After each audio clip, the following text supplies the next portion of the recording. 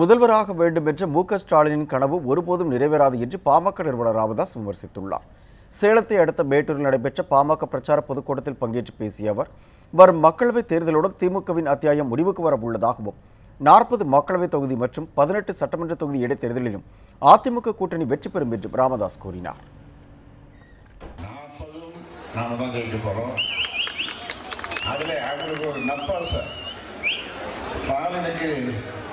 ராத்திரிலையும் கனவு பகல்லையும் கனவு, வண்டியில் போகும்போதும் கனவு, எப்பொழுது பார்த்தாலும் கனவு. என்ன கனவு? அந்த கோட்டைக்கு போக மாட்டோமா, அந்த நாற்காலியில் உட்கார மாட்டோமா, அப்பா உட்காந்த நாற்காலியில் உட்கார மாட்டோமா, அது ஒரு கனவு.